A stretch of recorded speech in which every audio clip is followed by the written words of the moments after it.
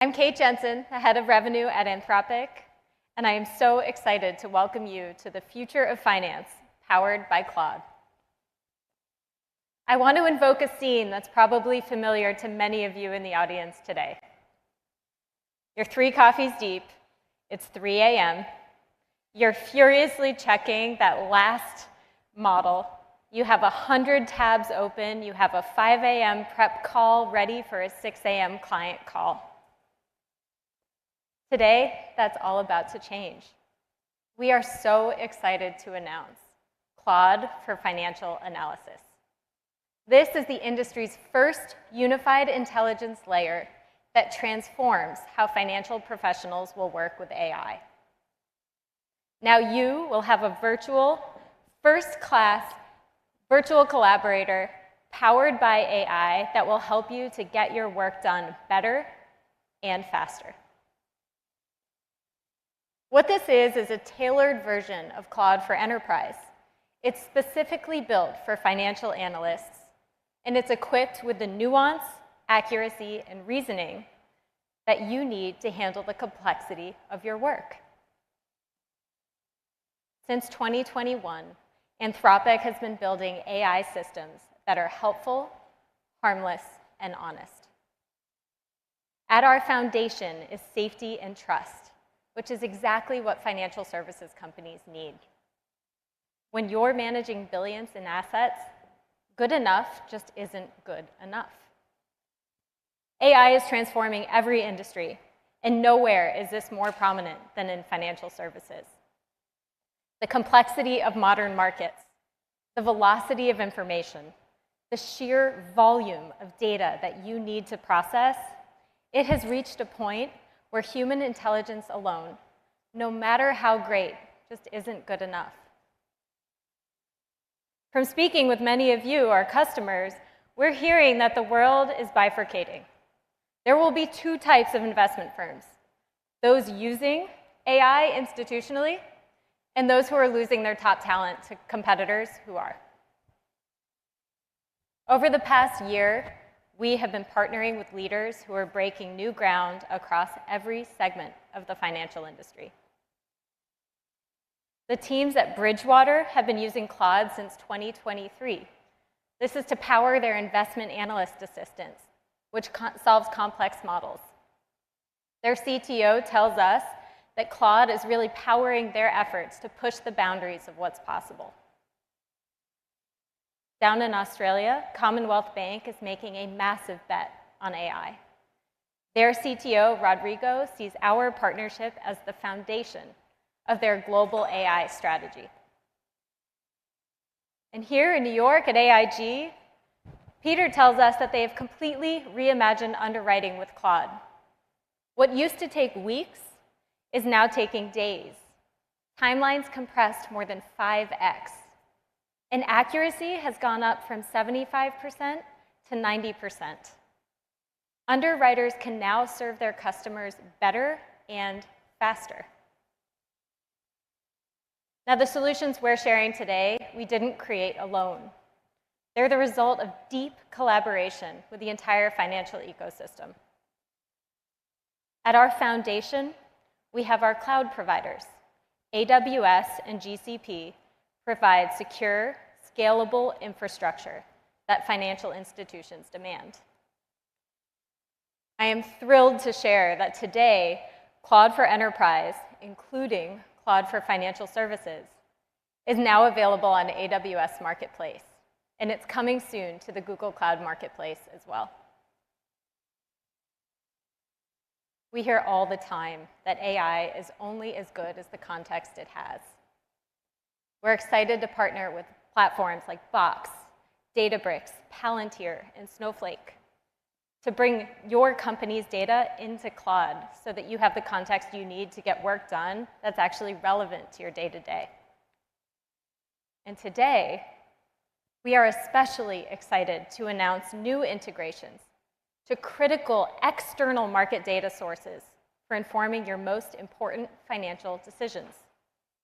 We're partnering with the companies you already trust. FactSet delivers comprehensive fundamentals and consensus estimates.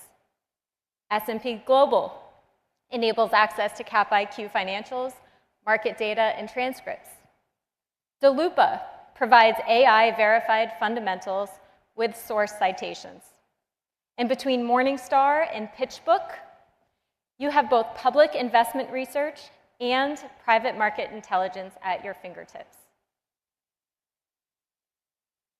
Our consulting service providers are also turning this technology into real business transformation.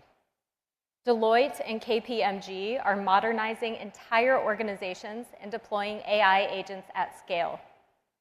PwC and Turing are solving critical regulatory challenges, navigating constantly evolving compliance requirements. And Slalom and Tribe AI are modernizing core operations, from migrating legacy COBOL infra to accelerating due diligence with intelligent document processing. Collectively, we are building the AI ecosystem that will define the future of financial services. As our head of revenue, my team and I spend all of our time talking to customers and partners. We heard from you how important it was to bring all of this context, both internal and external, into Claude to help you make use of this technology. We care deeply about defining the future of AI and human collaboration. And thank you for your feedback. We are thrilled to bring this solution to you today. Now, I'm really excited to welcome up to the stage two of our partners who help to exemplify the power of our ecosystem in action. Peter Licurzi is the Chief Strategy Officer at Kensho Technologies, S&P Global's AI Innovation Hub. He's been defining how AI transforms financial data into actionable intelligence. And Vikram Bhatt is Vice Chair and Financial Services Industry Leader at Deloitte, where he has been helping global financial institutions navigate digital transformation. Please welcome them up to the stage.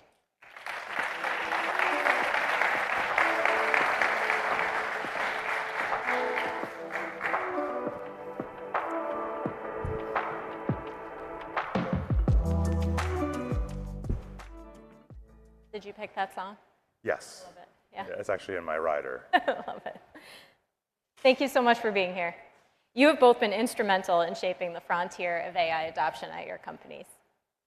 From your unique vantage point, Peter with data and intelligence, Vikram with implementation and transformation, what's the one breakthrough that you've seen that has really created an aha moment at your companies? So, yeah, I mean, for me, it's really adoption. I've spent the better part of the last decade trying to get financial services companies to adopt AI, and we've had some really great successes with traditional machine learning. I would say in the world of generative AI, that conversation is very, very different. It's kind of how can you serve us as quickly as possible the data that is in a format that is optimized for these large language model use cases for generative AI, and how can I make sure that the data that you're providing is trusted, that it's accurate, that it's kind of foundationally a part of the workflows that we've always relied on. And so I think for us, the big kind of surprising thing about generative AI has just been the speed of adoption, the rate of adoption. It's been very influential on our roadmap. The products that we've kind of foregrounded for us, our LLM Ready API, which is the data behind what we've done with MCP, we've seen like enormous traction with that. Our clients want to make sure that when they're interfacing with this technology, that they can rely on trusted data and data in workflows that are already existing that they can then automate and optimize with large language models. And so that's really been a huge surprise. It's going into these client conversations and not saying, okay, but here's what AI can do. Here's the kind of magic that you can unlock. They already know that part. It's now how can we truly make our company or institution or group an AI forward group, and also make sure that we can trust the outputs. And for that, you need need trusted data. So that's kind of been the big thing that we've noticed. And Vic, what about you? As you think about bringing this technology, what are those aha moments that get people to really adopt it? We have really an AI-first strategy in everything we do. Some of it is internal. In every service that we are starting to embed AI, kind of front to back. On the client side, what we're seeing is there was an initial focus on productivity as a key theme of value through AI. But what is really happening is that is expanding to, can we develop new products based on AI? Can we reimagine distribution? Can we reimagine front-to-back processes? It is really changing the conversation from a pure productivity as a value driver to revenue generation. Can we do better risk and control? Can we drive more employee and client experiences? So as the appetite and the aperture of value has really expanded, it has really brought AI into everything that does and every piece of the client organization. I love that. And we'll start with you this time, but what do you think you need to do differently as an organization to make sure that you're really capturing that full value, not just adopting the technology? Yeah, so I'm probably going to give an incorrect, non-political answer. In financial services, we are a highly regulated industry. Everybody knows that. So the real challenge is in this battle of, I'll say, innovation and risk management. How do you coexist in a manner that there's not 20 checkers for one doer, and the equation is actually flipped, that you actually have more people driving innovation across your organization, and you work in coexistence with your audit teams, with your model risk teams, all the other players that are necessary in order to get adoption successful. The other example is that AI-first strategy that I mentioned. I think more and more clients are actually saying, AI is not just about driving 30 to 50% productivity in the CIO organization or anywhere else. It is really about changing the way we do business. And to do that, how do you actually bring the humans? We have this philosophy of humans and machines coexisting in the age of AI. And how do you drive the human change at speed and scale together with the pace of change that's coming through AI? How do you think you do that? How do you get them to coexist and adopt at the same time? I think it is not one answer. There's a number of different levers that one can pull in order to drive that. For example, some organizations have done executive academies for the top 300 executives, really drive training. Some are doing hackathons to really think about certain processes or value streams that they can completely reimagine. There is, complete AI academies and trainings that are being pushed forward for developers, but also for general users. So it's not one lever, I think, in the end that's going to drive the speed of human adoption of AI. It's a number of things that need to be done together. Love that. Peter, what about you? What do you think people need to do differently and institutions need to do differently? Well, I think that honestly, it comes down to, and I think Vikram touched on it. It's kind of a culture thing, and I think that a lot of that culture does have to be top down, right? You have to have your leadership teams really buy in to this concept of AI first. I totally agree with that. I think. But part of that top down is to also embrace the fact that in many of these organizations, innovation's coming from the bottom up, right? People who are in the trenches doing day-to-day work are surfacing amazing ideas, not just for productivity, which I think is oftentimes the focus, but for huge expansions of revenue opportunity. I think that's absolutely correct. I think that it's kind of changing a mindset around innovation. And I do think a big part of that is understanding, especially in our space, there are going to be workflows where being maybe a little bit less risk averse is really important. And being able to create that room for experimentation is going to be really important. I mean, certainly for us at Kensho, right, we've been able to have that room. And the way that it works for us is that we kind of operate somewhat independently, and as a result, we kind of have a little bit more room to experiment.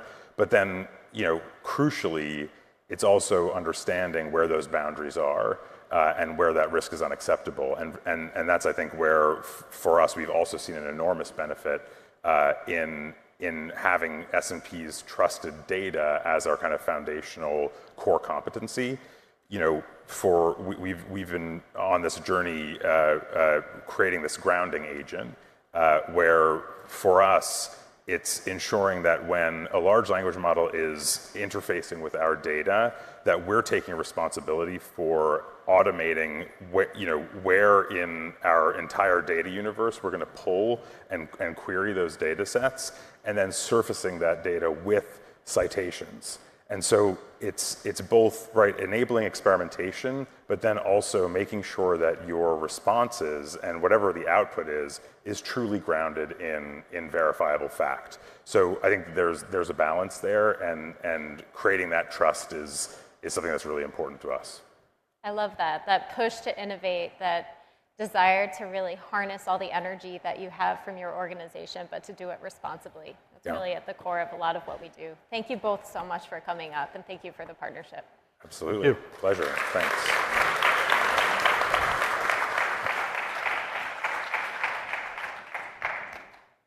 And now I'm thrilled to welcome up to the stage my colleague, Nick Lin, who leads our product for Claude for Financial Services. Thank you all.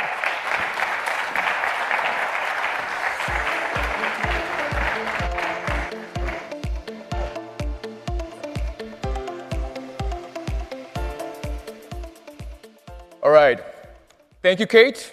My name is Nick Litton, and I lead product for Claude for Financial Services.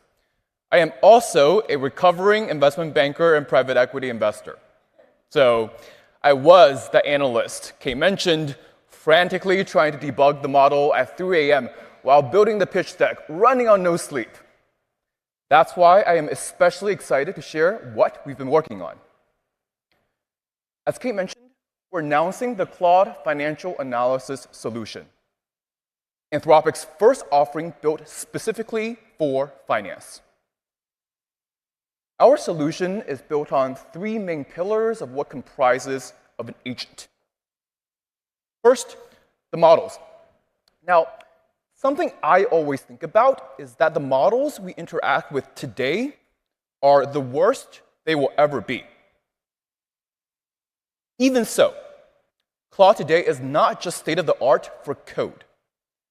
Claude has been specifically trained for finance domain knowledge and excels at tasks like data analysis at scale, financial reasoning, and even Excel manipulation.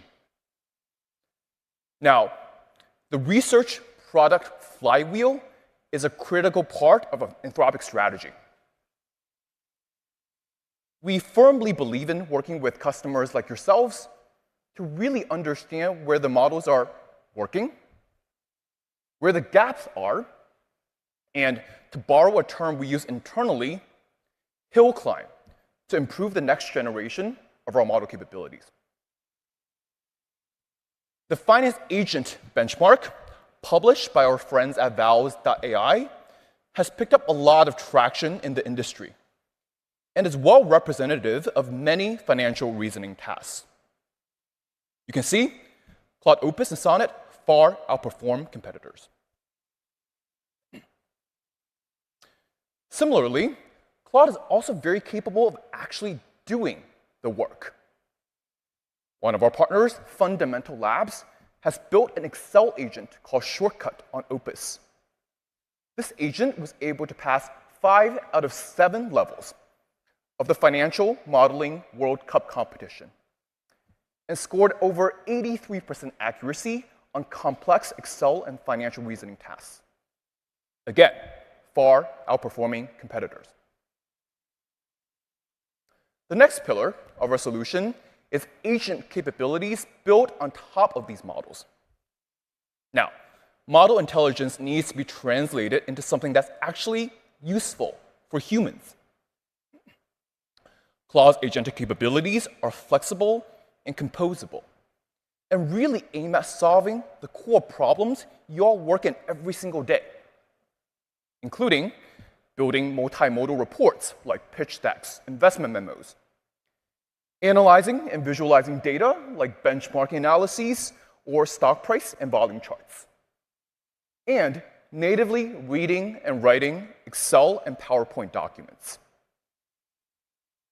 I'm excited to announce that for the very first time, these expanded output capabilities are now in research preview, exclusively for select customers of our financial analysis solution. We've also expanded usage limits to really support the deep work analysts work in every single day. And we've integrated Claude Code to support use cases like analyzing much larger data sets, Monte Carlo simulations, and risk analyses. Finally, the model intelligence and agent functionalities are delivered through our very flexible platform. Our solution is the first agent with unified intelligence across all the core finance data sources you all work in. As Kate and Peter shared, we're excited to partner with industry leaders like yourselves to build those critical integrations into the agents, with many more to come in the future. Importantly, we're delivering white glove, finance-specific implementation and onboarding to really assist you all with deployment, education, and change management. Now, this is of course built with enterprise-grade security and trust. We're SOC 2 Type 2 certified, and by default, we do not train any of our models on your data. Now, our solution is really targeted at solving the problems you all know well. In investing, insights are alpha.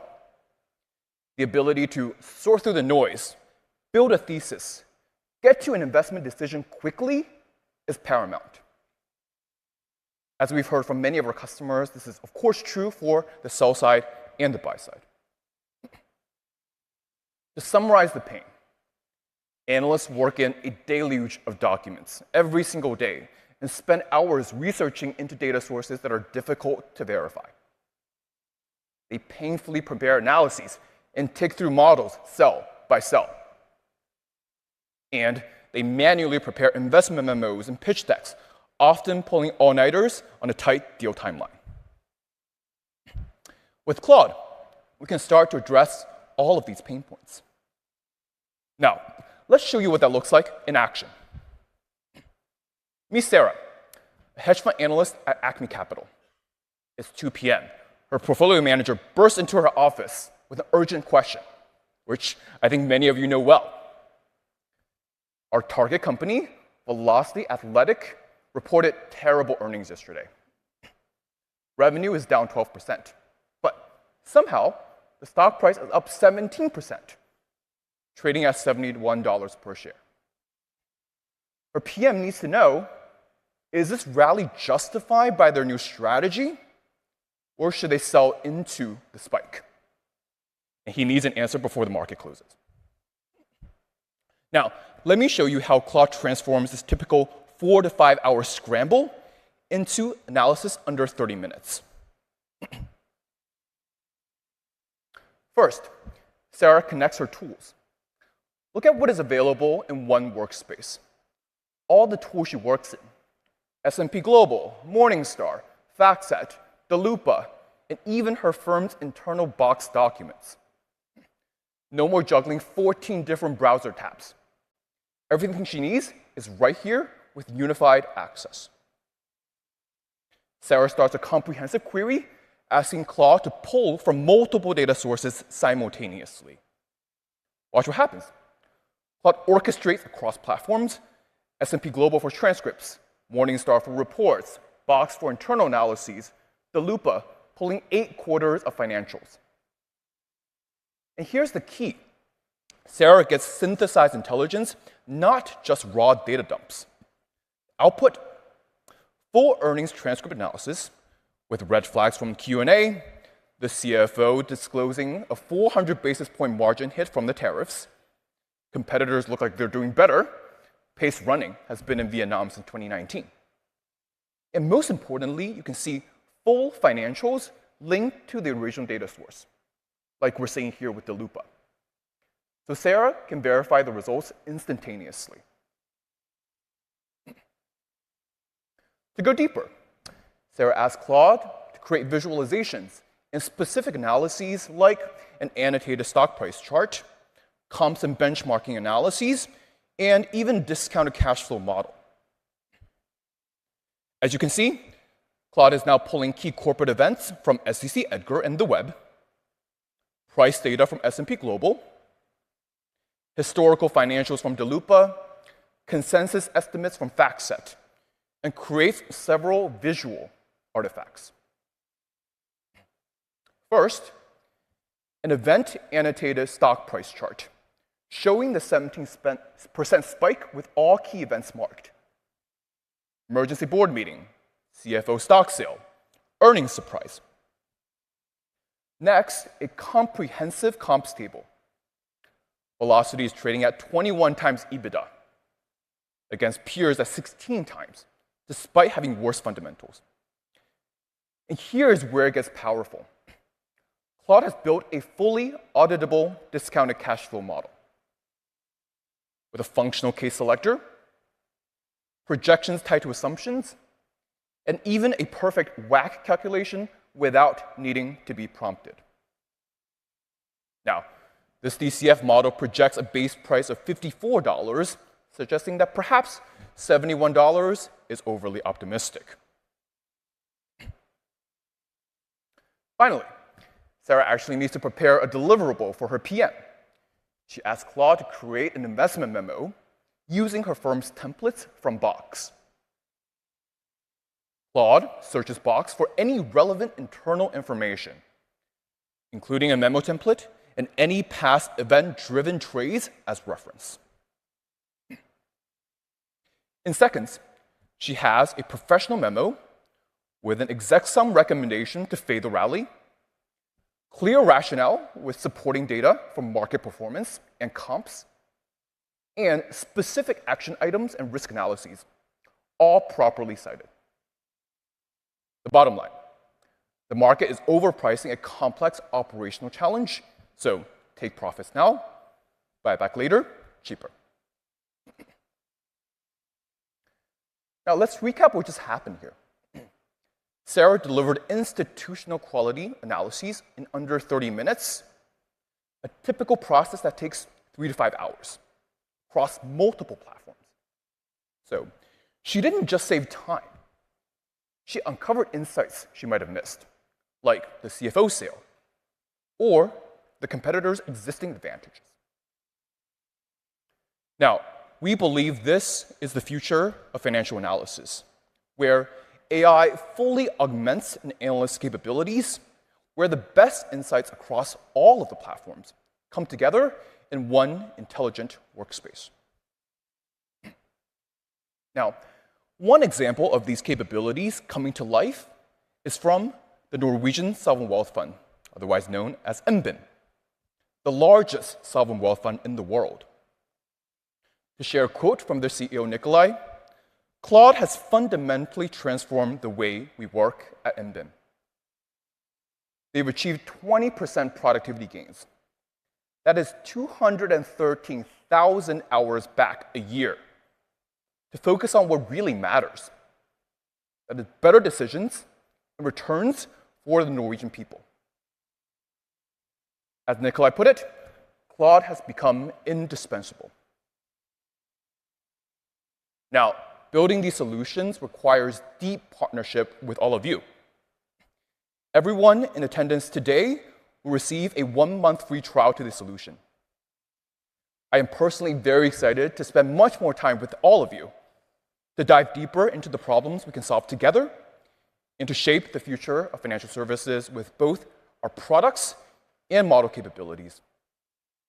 And with that, I'll pass it to my colleague, Jonathan Pelosi, our head of financial services, and our distinguished panel of industry leaders to share their own journeys with Claude.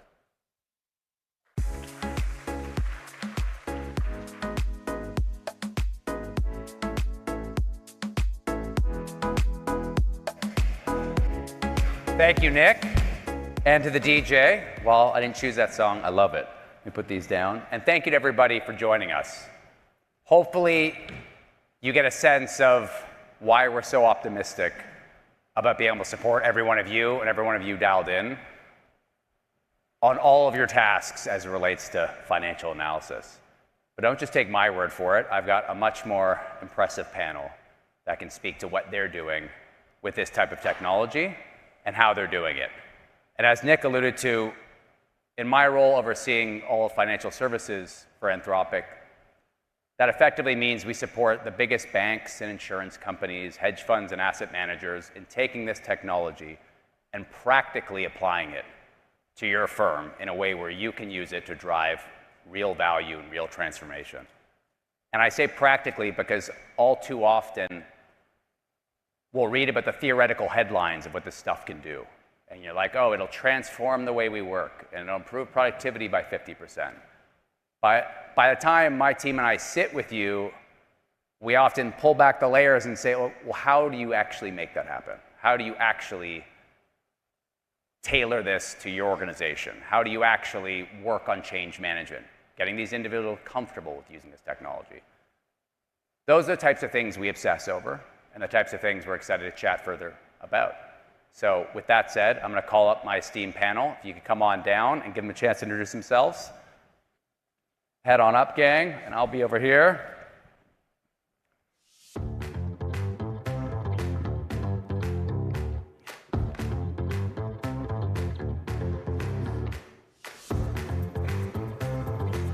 Thank you, team. We're going to do quick intros because I don't think their titles necessarily do justice to all of the AI work they do.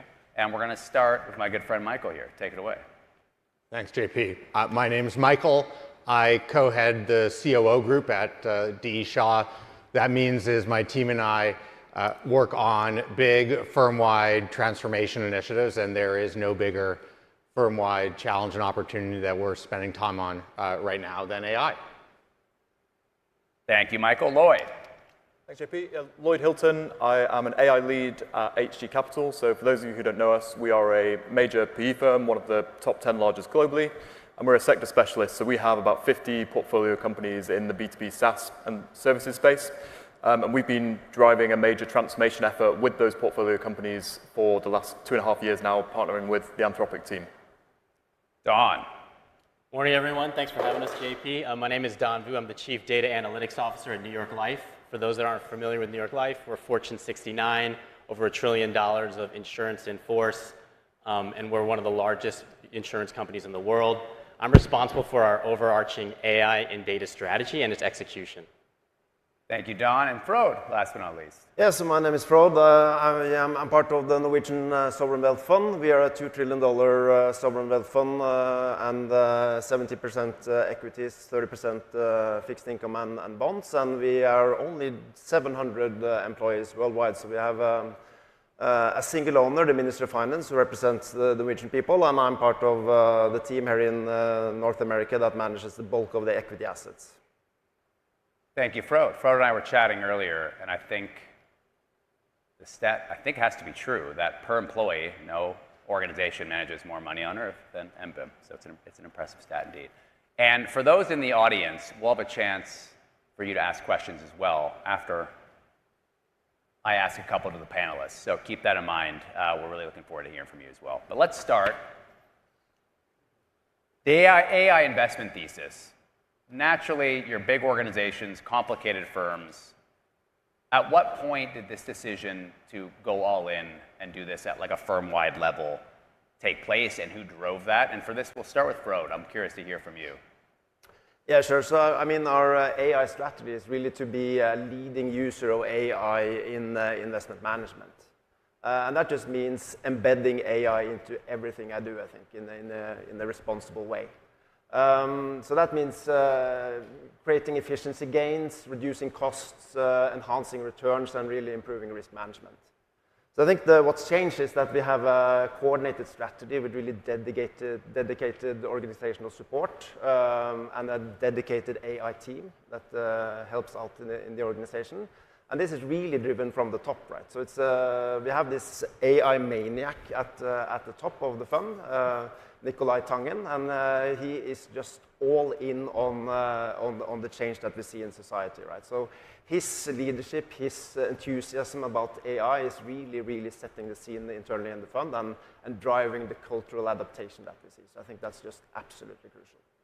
Thank you, Frode. And not surprisingly, this kind of top-down buy-in is critical if you're trying to drive adoption and really meaningful change across the org. And I think to Frode's point, Nikolai has done an amazing job of that. Lloyd, how about you as it relates to your firm, both internally and with your portfolio companies? Yeah, so I mean, I think the top-down buy-in really resonates for us as well. So although we are investors, a lot of our leadership team are sort of technologists and engineers. So very early on, I think we sort of recognized that this was a platform shift. A lot of HG's success has been predicated based on helping our portfolio companies navigate the sort of on-prem to SaaS platform shift. We've also been investing in AI for a while, so we have a central data team. We actually had access to GPT-3 back in 2021. So we've been experimenting with this for a while, and I guess when the early LLMs were sort of launched around 2022, 2023, we realized this was a pretty major opportunity. I think for us, though, people find conviction at their own pace, and what really helped was we ran an event in Silicon Valley, so we worked with the Anthropic team. We actually had Mike Krieger, the CPO, come to speak at that event, and we fully immersed our execs in this AI topic and got people really hands-on. So for us, that was a real catalyst. And I guess over the last 2 years, the thing that's really surprised us is just how quickly this has moved. So we started probably thinking about, oh no, we can get 10 to 20% productivity gains through integrating AI into our existing processes. What we're now really focused on is fully transforming our portfolio companies with AI, and we think that there's going to be a huge amount of value upside for us and for our portfolio companies through doing that. So that's really where the focus is now. And we've kind of replicated that same approach. So we got that top-down buy-in centrally for HG. We're now making sure that we create that same catalyst and that same spark for our portfolio companies, and we're finding that sort of now permeating pretty nicely through the HG portfolio to drive that transformational change. Fantastic. Thank you, Lloyd. And for the folks in the audience, I can imagine this is something on your mind, and for those dialing in, all too often we hear, should I build this internally or should I buy something out of the box? With APIs now, it's increasingly easy to build really bespoke AI-powered solutions, and at the same time, there's a lot of great solutions out of the box. Nick Lynn just walked through one with you today. So with that said, and we'll start with you, Don, how do you think about this notion of build versus buy and basically deciding which path to go? Do you go both? Walk us through that thought process. Yeah, no, I think it's a great question. I think when we first started this generative AI wave, a lot of organizations, especially financial services companies, went through a decision, like should we leverage APIs and build our own custom wrappers, or should we partner with a company like Anthropic and leverage like these enterprise solutions? There's obviously trade-offs with those. I think for us, we were actually very intentional that continue to iterate on the UI layer and all these different sort of capabilities like Canvas and things of that nature, connectors, et cetera, it was going to be really challenging, right? I think companies like Anthropic are just moving at such incredible velocity with respect to innovation. We wanted to ensure that our internal developers and engineers were focused on our most proprietary and specific organizational solutions. So for us, it made a lot of sense to more so partner versus try to build our own custom ones. And let's leave like the custom integrations and solutions for those things that are really important for us competitively. Thanks, Don. Michael, how do you guys think about that at D. Shaw? So for those in the hedge fund industry, at least, I think we're pretty well known for having a big focus on building things. We hire amazing technologists, and we give them the opportunity to build great things. And so the instinct when something comes along for us is to build the best version of it ourselves. But resources aren't infinite, and with great people comes big opportunity cost. And so we always think hard about build versus buy. What I think is different this time, and I think Don alluded to it, is the speed at which the technology is changing. And with that speed comes a different balance between build and buy. To be able to build and deploy at that speed and scale that some of what's being offered in the commercial market can provide is often somewhere between difficult and impossible internally. So that shifts our calculus. We're still doing both, and we're being extraordinarily deliberate in where we choose to build and where we choose to buy. Fantastic. And yeah, we hear that so often as well when a partner will develop an internal AI chat and they'll share a feature that they're particularly proud of. And by the time we meet with them, you're almost, afraid to let them know. It's like, that's already a thing of the past. And look at this, this, and this. That's already been developed. So I couldn't agree more.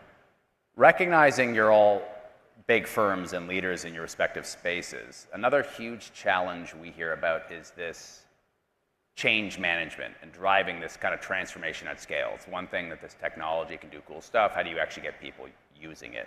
So when you think of like transformation of the size that you're operating at, and Don, I'll start with you. Yep. Obviously, you've got a lot of employees. How do you think about like practically driving adoption with technology like this when you've got so many different departments, employees to think about? Yeah, no, for us, our AI strategy's been pretty everything, everywhere, all at once. So we actually treat our AI strategy as a portfolio of initiatives. So I think we started with like a lot of folks on targeted use cases specific to workflows or certain business domains. We had measurable value in production, and that was great. We certainly realized that we wanted to raise the floor and the ceiling of our aspirations by really democratizing and empower all of our employees with AI tools. And so there's multiple tools that we're really leveraging to do that. And then we're actually also focusing on reinvention. So like business leaders at the top are really looking at each of their respective domains to understand how AI, agentic AI, and these new paradigms can actually help us re-anchor our aspirations of how we can transform and the velocity for us to do it. And so for us to do that, I mean, again, very, very pervasive, tons of hands-on training and hackathons, all these different things that you actually have to do, like get in the trenches to really help people understand what these possibilities are. There's mindset shifts that are related to that I think maybe we'll touch on later in the discussion. But it really has been kind of a full court press that's complemented by both a top-down commitment from our CEO and his executive leaders, but again, this bottoms-up sort of empowerment that goes alongside that.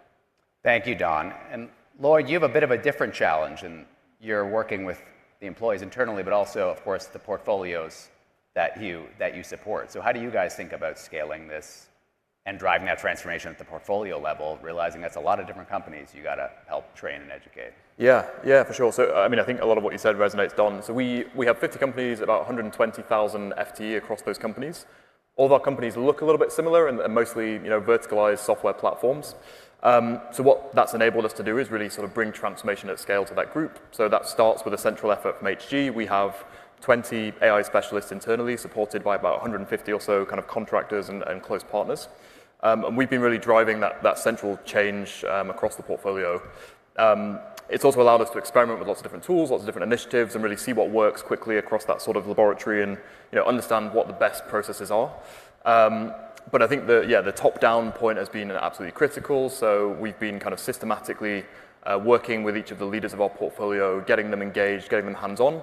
And then there's also, the piece I'd add is that we're really trying to be disruptive in the way that we think about this. So, rather than retrofitting existing processes and adding some AI, we've re-engineered a lot of our functions. So if I take software engineering, for example, on average across the portfolio, we're now measuring about 30% productivity gains in software engineering. We have some companies who have taken their development squads down from 9 people to 2 people, so getting really material leverage. We have one company that's deployed 1,000 instances of an agentic software engineer, so they've kind of added 50% productive capacity to their engineering team. And that's the sort of reinvention that we're now sort of driving at across the portfolio. I should say there, what we're not doing is taking out any cost. What we're doing is then reinvesting in productivity, basically clearing down tech debt, and also building AI products. And that's the other key focus for us, where we're seeing a huge amount of transformational value through embedding the Anthropic API, but other solutions as well into our core software solutions, and that's adding material growth to some of our businesses already. Thank you, Lloyd. And on the topic of change management, this also comes up a lot. With our partners, how do you think about hey, this technology, there's a lot of it that scares me, and my employees might interpret this as something that could do their work, and how do you toe the line there in empowering them to use it, while also recognizing that there's some fear on, is this going to kind of do my job for me? So we think about like the cultural implications at the firm, and how do you make this a part of the culture? And so Frode, this one's for you, because I think MBIM's done a masterful job navigating this. How do you, and I guess starting from Nikolai, but as you as a senior portfolio manager in your teams, how do you see this fitting into the culture of the firm and becoming just a core part of how you guys operate? I mean, starting with a top-down perspective, obviously very important, right? I mean, that's really driven it. And I think we had focus on tech for a long time. We've been a very tech-driven organization now. We've taken a journey from moving from our infrastructure to the cloud, having data on Snowflake, integrating Claude for Enterprise, and being able to really chat with the data. And that fits very well with our quantitative nature and our inclination to use data, right? So I think from a culture perspective, it's a very good fit. And I'd say in my team, for instance, a lot of us are really introverted, right? And we like to sit around and code and do things. And I think just having Claude and having the projects that we can now build assistance and just share and collaborate on it is just really accelerating the cultural shift that we're seeing in the organization. I think that's super fascinating. And I'll also add that being a sovereign wealth fund with a single owner, it's just having AI into the organization is just such a massive enabler for us, right? Because we can do a lot of stuff with this technology that others just can't, right? Because we're not hampered with, client and customer dynamics. So we have a really open and lean organization with a collaborative culture, and we're just 700. So this is just fascinating. Fantastic. Thank you, Frode. I really appreciate that. This idea of like demystifying what this technology is all about at the individual employee level is so critical, because so quickly you can address those concerns or fears at a cultural level, because very quickly they see, oh, this is just a great assistant, if you will. It's a great partner when I wake up and I start my role in helping me do my work more effectively. So it's wonderful to hear that example. Yeah, I think, JP, I think it's a great point. I think we were actually very intentional. I think very early on in this journey, folks would talk about, AI is not going to take your job, but someone using AI will. And so we wanted to really, address that head on and ensure that as many employees as possible, and we were intentional about every employee having multiple AI solutions. And then not just that, but getting like the training involved to help them feel even more empowered. I thought that was really critical, to your point, to like get through some of the, call it the FUD, that might be a little bit of a headwind. Awesome, thank you, Don.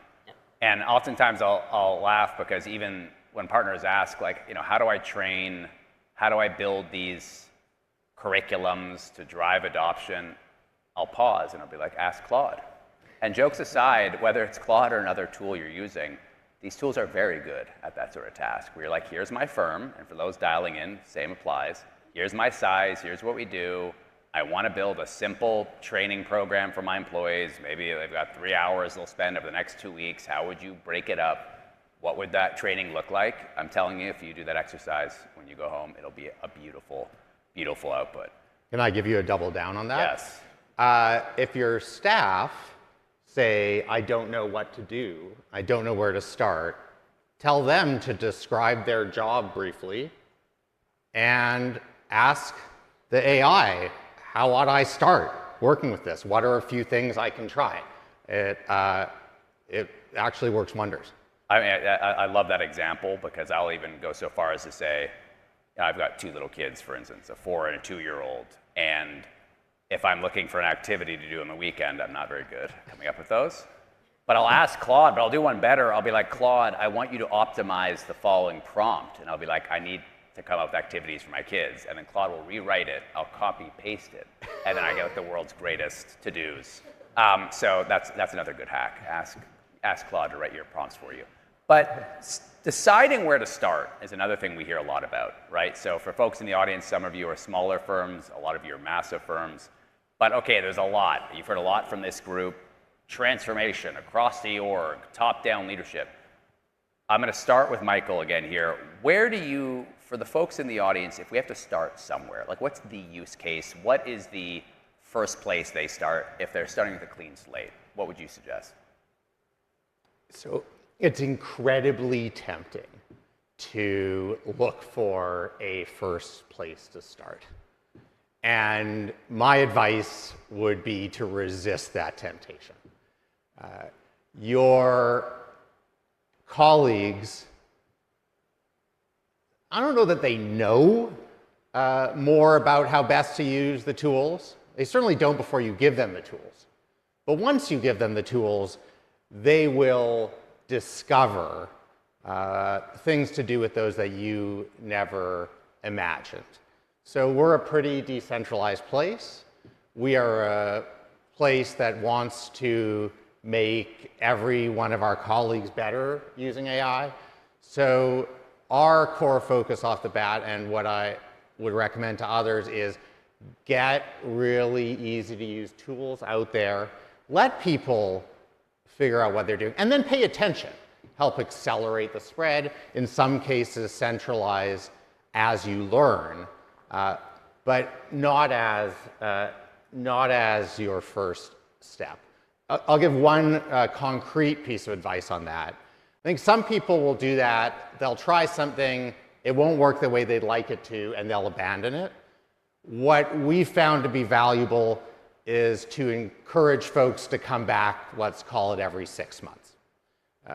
The rate at which the technology and the products are changing is just foreign to most of your colleagues. And the degree to which they can improve for a particular use case in 3 months, 6 months, 9 months can sometimes shock them. And so pushing them to revisit is one place. We don't tend to be too pushy, but that's one place where I think pushiness can pay off. So I love that, because I think to Michael's point, I want to hear from the rest of the panel. The notion of starting with one specific use case, oftentimes it can be like, oh, I'm going to build a bespoke analyst or risk mitigation agent. We'll always advise, similar to what Michael said, first things first, get this technology in the hands of your employees in a safe, responsible way. Obviously, you saw we have a solution. There's many solutions out there. And that should almost always be step one, because so often, and I imagine this is true for everyone in the room, it's only when you start using this stuff, and honestly, that's true in your personal life, it's true at work, that you really start to see what it's capable of. I'm going through a process today. I just bought a new house.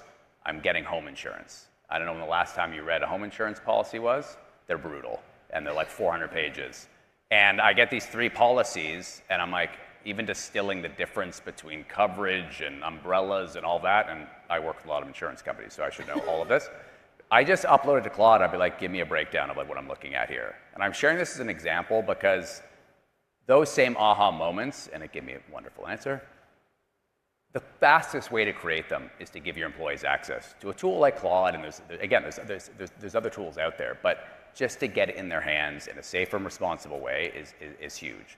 With that said, I want to go over to Lloyd. As you think about advising this group on, they've got limited resources, limited people, where do they begin? Do you have any other thoughts on where they should start? And let's assume for the purpose of this, they've already enabled a Claude or an AI tool at the employee level. What's next?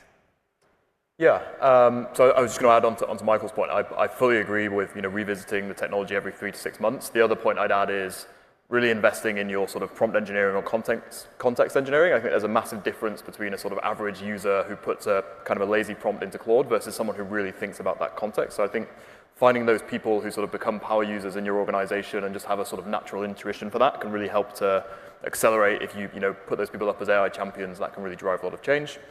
I guess on other use cases, once you've gone with broad enablement, I mean, the way we think about that is looking at those kind of high friction tasks where people do a lot of mechanical processing that are quite repeatable, that are using structured data.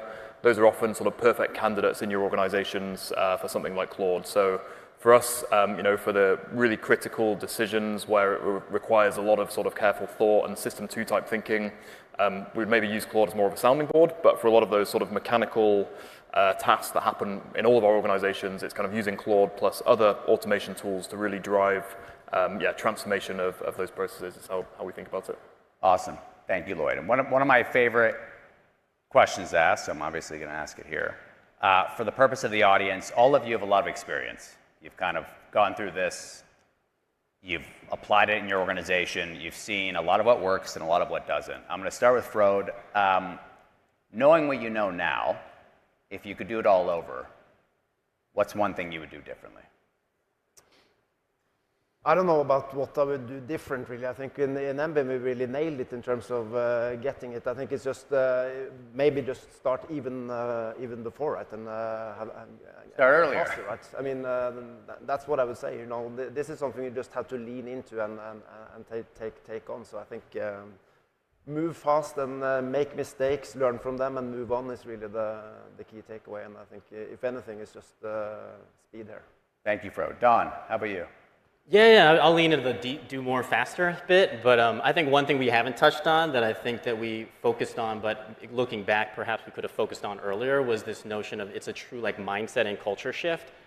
We talked a lot about democratization and like a tool rollout, but certainly this is more than just like rolling out tools and giving people access. It's like giving everyone in America a treadmill and expecting like heart disease to be cured.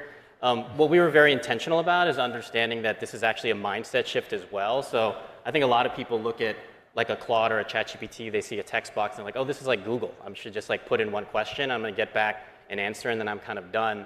I think the reality is this technology is really designed to be more like a human. This truly is a companion and a co-pilot, however you might describe it.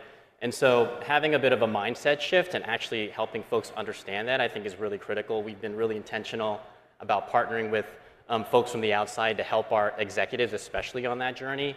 One analogy we've used is, you know, if you're going to Costa Rica with your family, you could go to Google and ask for some recommendations, or you could just prompt Claude or ChatGPT and say, hey, you are the Costa Rica prime, head of tourism. I'm going to Costa Rica with my family of 4. My kids are 10 and 12. One likes surfing, the other one likes wildlife.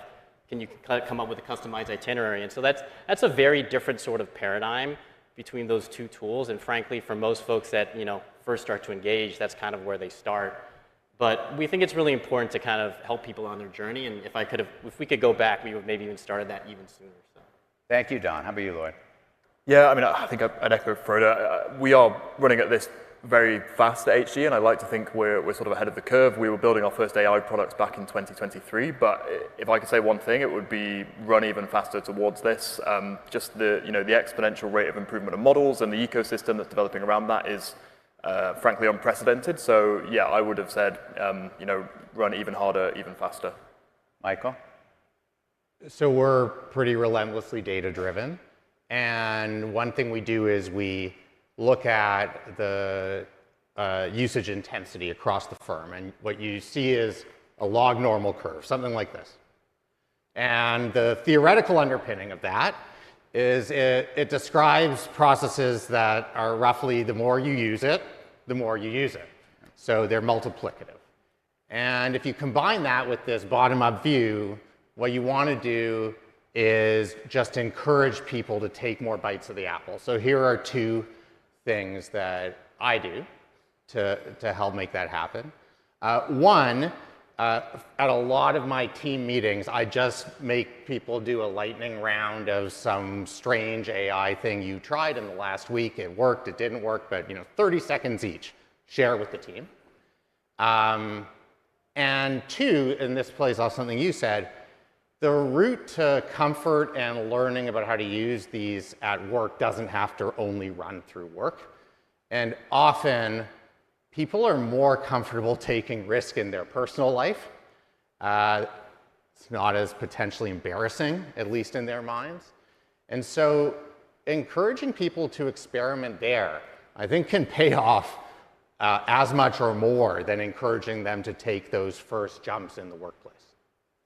Yeah, no, I could not agree more, and that's a huge, I think, benefit to driving adoption for everyone here today and dialed in. If I had to recap what we've talked about today, is enable. So give your employees access to one of these tools. Train. you don't have to be a master trainer or buy $1 million training program. You can work with some great partners, of which we've touched on a few of them today, and you can use a Claude to help you build a training program to give them baseline training. I'm not talking about 100 hours here. Baseline, how to prompt, how to interact with these tools. Measure. There's, to Michael's point, now I think he's doing it in a really great, natural way. Let's do a speed round. At Anthropic, you can imagine, it's like we are monitoring in a way, are you using these tools to do a better job? And like you're actually tracking that. Because whether or not you use them, it's making sure you hold your employees accountable for building that muscle and getting used to using it. I'll share a personal anecdote in closing, and Michael touched on this. Sometimes folks are more comfortable using this technology in their personal lives to see what's capable of them work. I have a 2-year-old son who has a lot of medical concerns. And in learning to navigate what his challenges were and what we could do for him, the hospital sent over 1,100 pages of notes from the NICU, from our neurologists, and it's very hard to make sense of all of it. So even when you talk to different doctors, they all give you different answers. And I took all of this and I uploaded to Claude. I go, help me understand what's happening here. And I took that timeline, and I'm not suggesting Claude's a doctor by any means. I just took that timeline, 1,100 pages, by the way, PDFs, and I took it back to our doctor. I'm like, does this seem right? Help me understand what happened here and what I can do about it. And literally the doctor's jaw dropped. He's like, how did you come up with this? And I'm not sharing that story because look how great Claude is. I'm sharing that story because in moments like that, when it has such a meaningful impact on your life personally, you can see my inclination, irrespective of working in a company like Anthropic, to try using this technology in work goes up dramatically. So as a takeaway, if you don't have one of these apps, these AI apps on your phone today, I'm going to say step one, use it, set a goal for yourself. Use it. I don't care if you're taking a photo of a tree or you're analyzing life insurance statements or policies. Use it a couple times a day. Build the muscle, and in turn, you'll be better equipped to do that with your own employees. So I want to say a big thank you to our panel. I really, really appreciate it. Thank you for everyone who dialed in and joining us today. And for those seated, stay put because we'll have a chance for questions. But a big